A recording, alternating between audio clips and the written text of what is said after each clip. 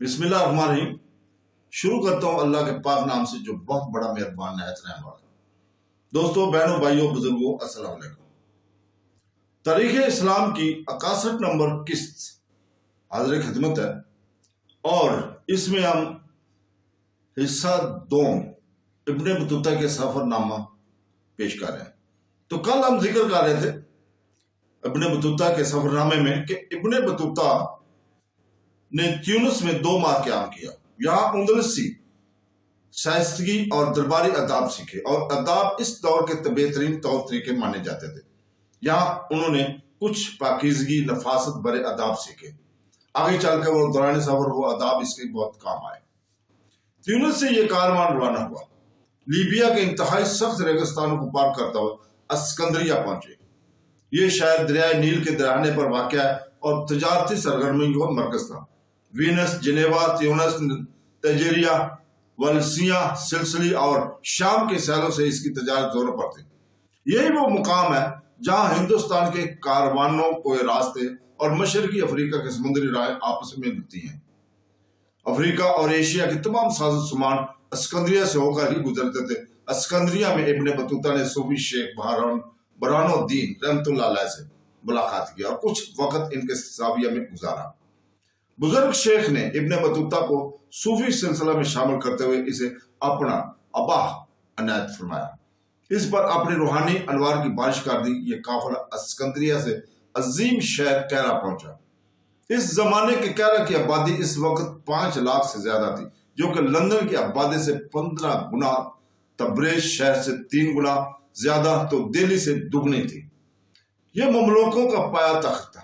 ममलोक हिंदुस्तान के हम खानदान गुलामों की तरह यूरोपी और वस्त एशिया के गुलामी नस्ल थे। तो दोस्तों, इनको इस तरह यूरोपी वस्त एशिया गुलामों की नस्ल से थे जिन्हें तुर्कों के खरीदा और अपना लिया। उन्होंने इस्लाम कबूल कर लिया। उमरा शुरफा के खानदानों में शादियां की। अपनी दानाई अक्लमंदी से तरक्की करते करते शाह बादशाह बन गए। मिस्र के ममलोक को बहरी ममलोक कहा जाता था, इसलिए कि इनमें से बहुत सारे दरियाए नील के जजीरा में बसेरा करते थे। 1250 में उन्होंने कमजोर और दुनियावी तौर पर बीमार अयूबी खानदान को इक़्तिदार से उतारा। मिस्र, शाम, बहर अमर के सैली अरब इलाकों और सूडान की फतह किया। अपने मतहत लिया ममलोकों ने अपने बेहतरीन इंतजामी काबिलियतों का सबूत दिया और यह भी जतला दिया कि वो भी इल्म के आला सरपरस्त है।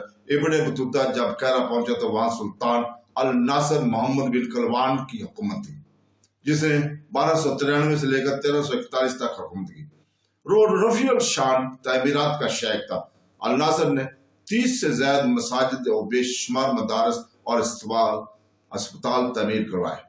इब्ने कलवान की तामीर करदा आलीशान मस्जिद आज भी कैरा के पुराने शहर में खड़ी हुई है। फारस, इराक और वस्त एशिया में मुगलों के लूट मार से बचने के लिए इल्म और फजल के बेशुमार माहिरीन, सूफिया कराम, शोरा और माहिरीन लसानियत, महमार फिका, रियाजीदान और फलासफर और डॉक्टर कैरा चले आए। कैरा इस्लामी फनून तहजीब और तमद्दन का मशहूर मरकज बन चुका था। 1258 में बगदाद की तबाही के बाद अब्बासिया खानदान के बच निकलने वाले एक खलीफा की हैसियत से कैरा के तख्त पर बैठाया। इस तरह यह शहर खिलाफत का मरकज, इस्लाम की जिंदगी का मरकज बन गया। कलवान का अस्पताल का एक अजूबा था।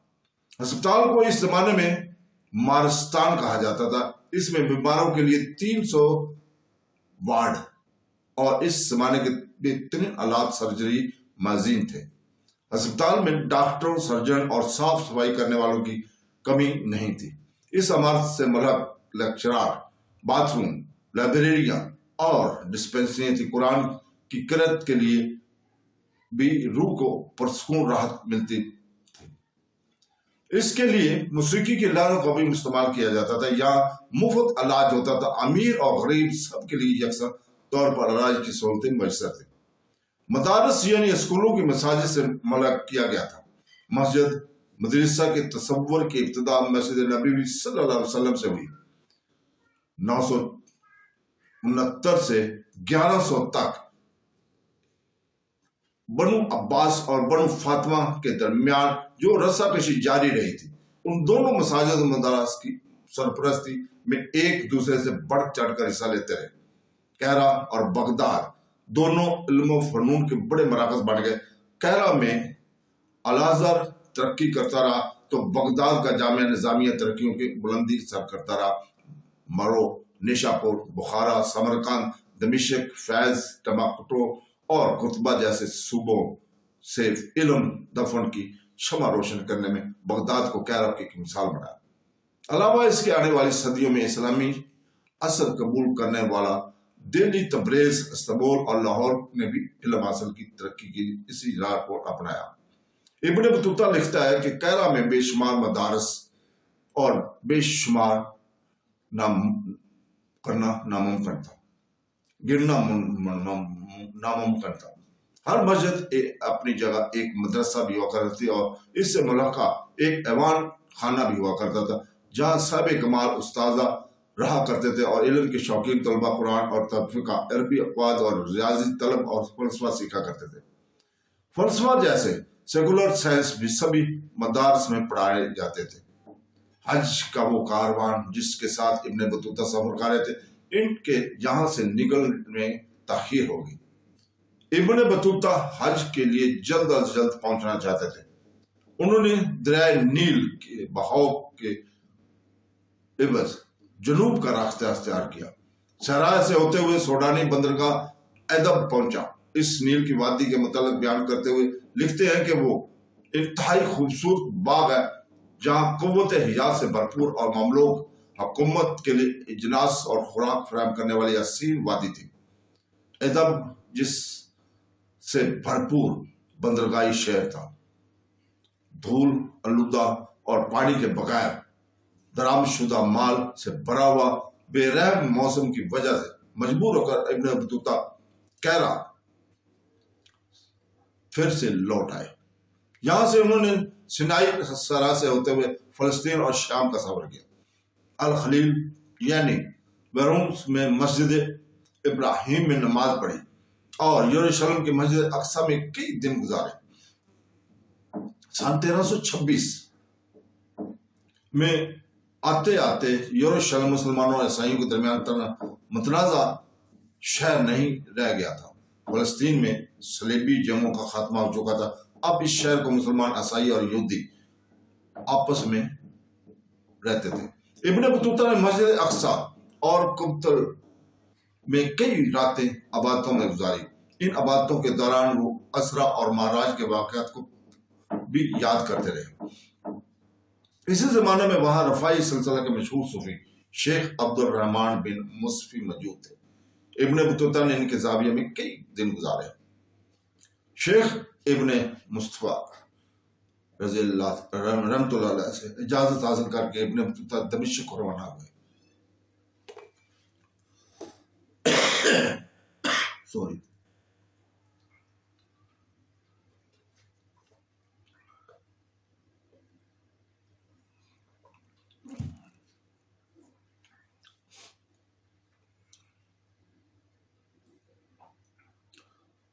شیخ ابن مصطفیٰ سے اجازت حاصل کر کے ابن بطوطہ دمشق کو روانہ ہوئے۔ یہاں انہوں نے مشہور مسئلہ ابن تمیمہ سے 1328 میں ملاقات کی۔ دونوں کے سوچنے کا نہج بالکل الگ تھا۔ ابن بطوطہ نے نئے صوفی دور کا بیان کیا۔ سچ تو یہ ہے کہ وہ جہاں کہیں بھی جاتے وہاں کے مشہور صوفیہ کرام کی صحبت تلاش کرتے۔ ابن تمیمہ نے صوفیہ طریقہ کار میں آگے چل کر آنے والے خطرات کا احساس کر لیا تھا۔ ان خطرات کا اظہار وہ برملا کیا کرتے تھے۔ یہ طریقہ کار کوئی آزمایا ہوا تجربہ بھی نہیں تھا۔ نام نہاد لوگوں کے ذریعے ان کے غلط استعمال ہونے کا بھی احتمال تھا۔ صوفیہ کرام نے اس الزام کا جواب یوں دیا ہے کہ صوفیہ طریقہ کار سے ان کے کردار میں فوری طور پر بہتری آ جاتی ہے۔ یہی تجربہ اس طریقہ کار کا بہترین ثبوت ہے۔ اسی طرح وہ ابن تمیمہ سمجھتے تھے کہ صوفی طرز فکر میں کئی خطرات چھپے ہوئے ہیں۔ اس دور کی نسل کو ان خطرات سے آگاہ کرنے کے لیے وہ ساری زندگی جدوجہد کرتے رہے۔ انہوں نے مسلمانوں کو اس اسلام کی جانب واپس لوٹنے کے لیے آواز دی جو کہ بنو امیہ اور بنو عباس کے دور میں جاری و ساری تھا۔ ان کے خیال کے مطابق وہی اسلام جوش سے بھرپور ظاہری جرات رکھنے والا اور تجربی تھا۔ اب یہ کہنے کی ضرورت نہیں کہ دونوں کی نہیں بنتی تھی، لیکن تاریخ کے سامنے کہ اسلامی دنیا نے صوفیہ طرز فکر کو اپنا لیا۔ ابن تمیمہ کو بس ایک عالم کا درجہ دیا اور بھلا دیا۔ اب جب کہ گزشتہ 200 سالوں سے زیادہ جب یورپی اقوام نے نو آبادیات قائم کی تو اس کی وجہ سے اسلامی دنیا کو نئے نئے چیلنجوں کا سامنا کرنا پڑا۔ مغربی افکار کے ان چیلنجوں کا جواب دینے کے لیے اسلامی دنیا نے پھر سے امام ابن تمیمہ کو افکار سے رجوع کرنا شروع کیا۔ دمشق مملوکہ کا دوسرا صدر مقام تھا۔ اس میں کوئی شک نہیں کہ اپنی جگہ وہ ایک رفیع و شان شہر تھا۔ 1258 میں سے لے کر 1315 تک مملوکوں اور عراق و ایران کے خان کے درمیان ہونے والے رقصہ کشی کی وجہ سے دمشق کو نقصان پہنچا تھا۔ جب دونوں شاہی خاندانوں کے درمیان امن بحال ہو گیا تو ایک بار پھر اس شہر کی پہلی سی رونق لوٹ آئی۔ مصر، شام، شمالی افریقہ سے لے کر بحر اسود تک اور چین، فارس اور ہندوستان کے تجارتی شہروں کے سنگم کی حیثیت سے ایک بار پھر اس کو مرکزی حیثیت حاصل ہو گئی۔ اس کی آبادی 2.5 لاکھ تک پہنچ گئی۔ وہاں تیار ہونے والا مشہور فولاد دمشق فولاد کہلاتا تھا اور ساری دنیا میں اس کی مانگ تھی۔ تو دوستو، اس کے ساتھ ہی ہم آپ سے اجازت چاہتے ہیں کل تک کے لیے۔ کل ہم انشاءاللہ تعالی تاریخ اسلام کی 62 نمبر قسط کو آپ کے سامنے پیش کریں گے۔ اللہ حافظ۔